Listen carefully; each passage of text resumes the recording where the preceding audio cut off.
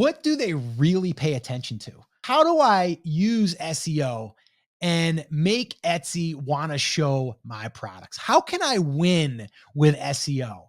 Right? Like, what's the secret? What does Etsy really want? Well, they actually tell you, and I'll actually link it up in the description here of this video, but they have a guidebook and it literally tells you what they want. I've said this before and I'm going to say it again. SEO is just a small portion of you getting visibility, by the way. Imagine yourself right now competing with just, let's say, small 10 other listings. There's probably more than that, but let's just say you're competing against 10 other listings with a similar product trying to sell to the same customer. What is Etsy going to do when they're looking at SEO?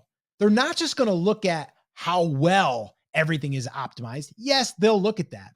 But the one thing that's missing in the SEO formula, and it's not in the handbook, is sales. If you optimize and you do everything they tell you in the guidebook that they have for you and you get sales, you're going to outrank everyone else because they want to get sales. They want to know the listing that people are buying, right? And if that is the case, they're going to bump you up in the rankings. So let's talk about what is important. What are the main things that they look for when they are indexing these different listings? Well, number one, and one of the most important, because there's a lot of important pieces, but the one that is going to tell the algorithm what you sell is in the title. That's number one. But a lot of people think that's all you need is just a great title. You'll get top of the search. And then if you get on top of the search, you're going to make sales. It's not true. Okay. Because the second piece is your product images and your mock-ups. And I know recently we had this big mock-up scare, this drama. Everyone was saying, oh, the mock-ups that we're using are getting us shut down. And we did a whole live stream here, and I'll actually link that up in the description as well if you want to see and hear what we discovered and what the legal team actually reached out to us and told us what they were concerned with. And really, in a nutshell, is they want your product images to be, get this, of your product. And you might say, well, how do I do that if I don't have the product physically? I'm doing print on demand. I don't have the products that I can show people. How do I do that? It's very simple. You use a third-party mock-up, but here's the big but. It needs to be of the product. It can't be an AI-generated t-shirt that kind of looks like your t-shirt, right? That's the problem, all right? You have to show the product that you're selling.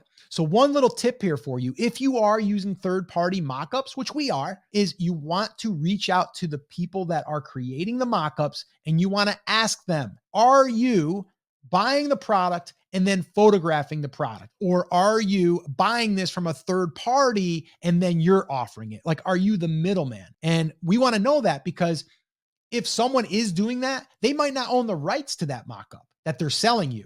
So I want to know that I'm going to the mockup store and I want to know that I'm going to the one that is actually creating the photograph or the image. Really, really important. And the thing that I see here is when you're looking at the image, when someone looks at an image, that's going to represent the product. That's going to represent the feel of your brand, the feel of your shop. So if you have a crappy image, it's going to represent a crappy brand and a crappy maybe buyer's experience. So when we're talking about SEO, the image doesn't necessarily get you found. The title does, right? But the image gets the click. And when we get the click, then the next question in the algorithm is, does it get a sale? So that's your conversion rate. Okay. If it gets a sale, that's good because now the algorithm is going to go, all right, someone searched for this. They clicked on this listing and they purchased from this listing. Let's bump them up in the ranking. Okay. So those are the two pieces. The third is your description. Now your description is just going to be another place that, yes, you can get picked up for keywords, but you want to just describe the product. You want to show people and tell people what they're going to be receiving, some important things that you know that your customer is going to be wanting to know, or their questions they're going to ask. You want those all kind of right in that description. And you also want it easy to read. I see a lot of people just creating this massive, long, giant text block. You want to break it up. People like to scan, right? So that's the other thing is your description. That's another conversion piece. That's another one we just talked about. Someone clicks into your listing. That's the first part of this, right? Get found with the title. Someone searches for something. You get the click, they come into your listing, and now they're in the listing, and now that description is going to help convert them to a buyer. And then tags. Are tags even necessary? Do they even use tags? Well, yes, they do. And we have proof of it because it says in the handbook, it says that, but it also says it when you're advertising and you are running ads, it will give you suggestions. It'll say, hey, we found some extra tags that you're not utilizing. Would you like to use these? Why would they do that if they weren't using tags? Right? So that tells us clearly they are using tags. So we want to spend a little bit of time and we want to put some good effort into finding good tags. We use Everbee to do this because Everbee will show us our competition, what they're using. And what we'll do a lot of times is we'll take maybe five different listings maybe, and we might see, okay, what ones are we missing? What ones didn't we think of? Right. And we'll get some ideas and sometimes we'll use them and sometimes we won't. But yes, the tags are important.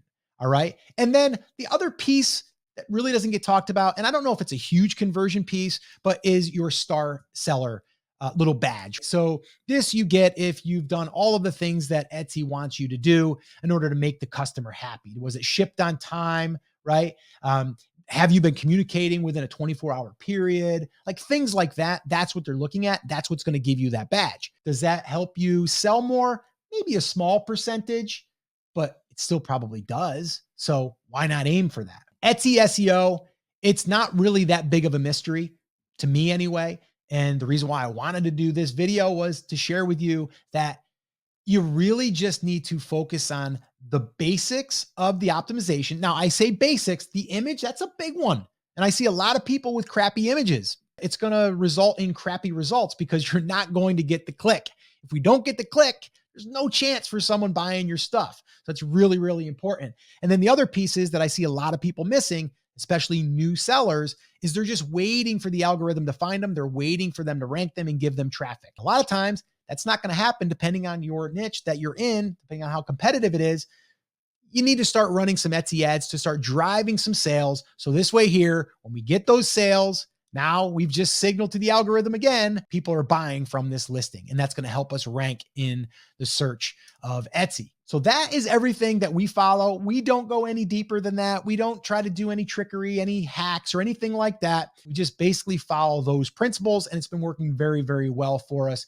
We get a lot of organic search now, and we do get a lot of traffic from paid, and we get a lot of traffic from our email list, which is something that we really, really emphasize because once again, Etsy wants us to drive traffic. So we might as well give Etsy what they want, and they'll reward us with more traffic and hopefully more sales.